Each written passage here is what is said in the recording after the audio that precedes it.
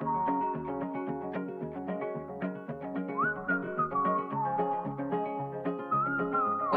to the Belonging Project podcast. This is a space for honest and curious conversations about work, identity, and belonging, grounded in ordinary life and working parenthood. Here we talk about career transitions, leadership, confidence, and the quieter questions that surface when life gets fuller and work still matters. I'm Fiorenza Rossini, a career transition and leadership coach. I work with parents of young children who want to grow at work without pretending life hasn't changed. If you're navigating change and looking for clarity, steadiness, or simply reassurance that you're not alone, you're in the right place.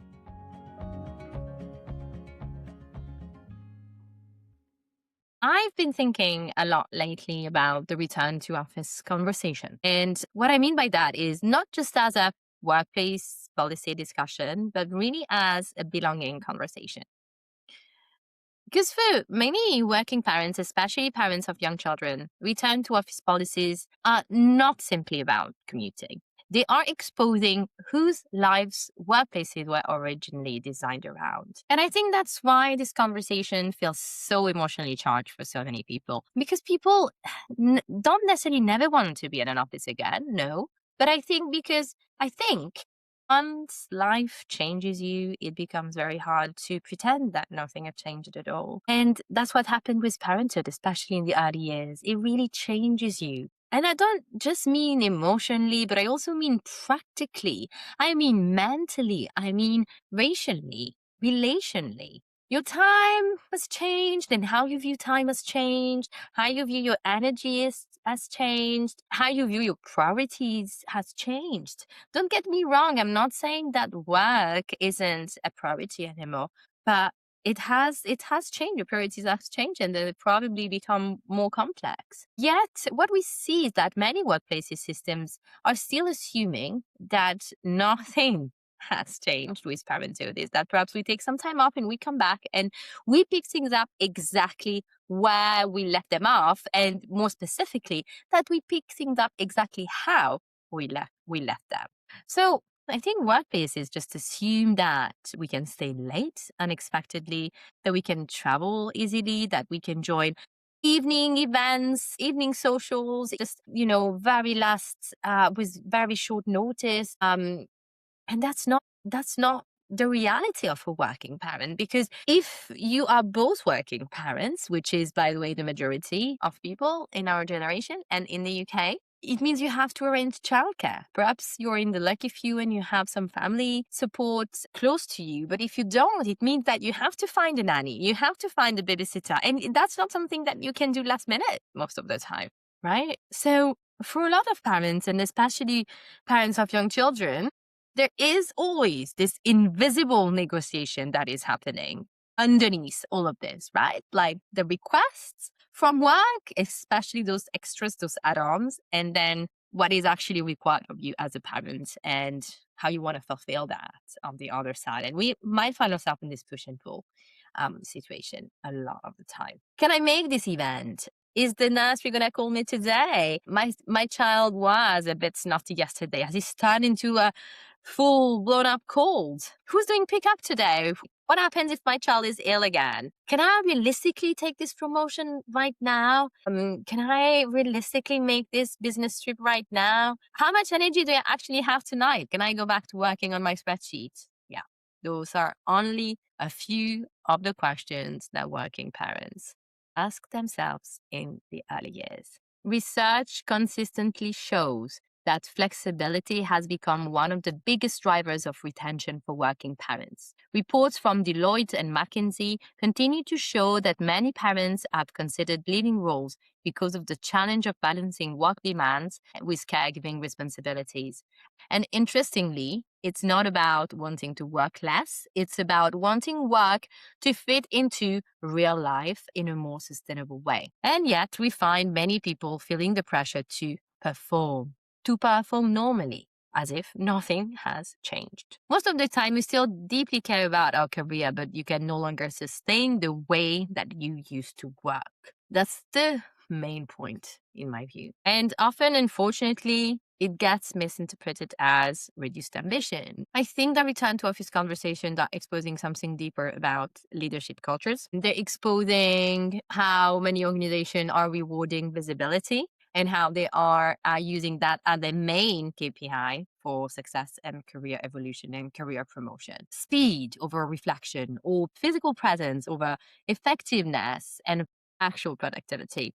Availability over boundaries. And yet, the evidence about productivity is far more nuanced than many headlines suggest. Multiple studies on hybrid work have shown that productivity does not automatically decline outside of the office. In some cases, it improves because people have greater autonomy, fewer interruptions, and some control over the time and energy. Many of the skills that caregiving develops are deeply valuable leadership skills, and often they are completely overlooked. Which are those skills? Prioritization, adaptability, emotional regulation, decision making under pressure, empathy, perspective, efficiency.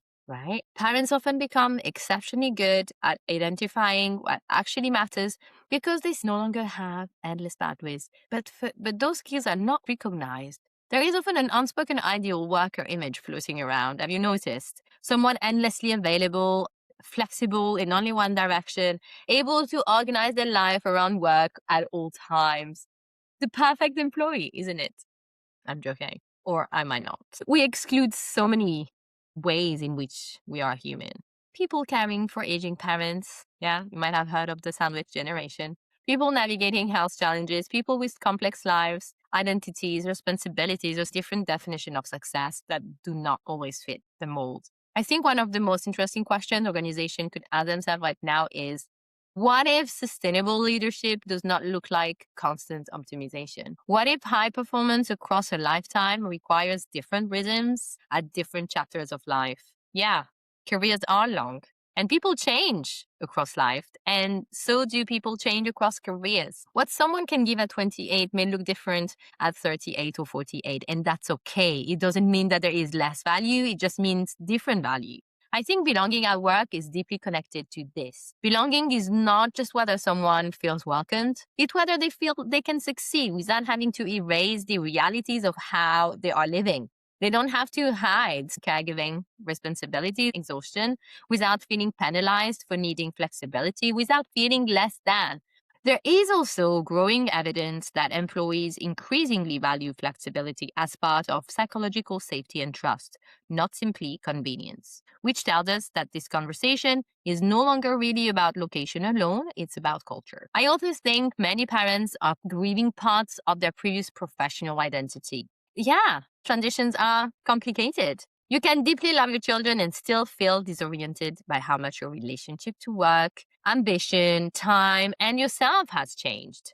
We don't talk enough about that nuance. And perhaps that's why so many people feel isolated in this stage of life. Because externally, they may still look high functioning, but internally, they are rebuilding. Rebuilding identity, rebuilding confidence, rebuilding priorities, rebuilding what success now means. Honestly, I don't think workplaces are fully caught up with this reality yet.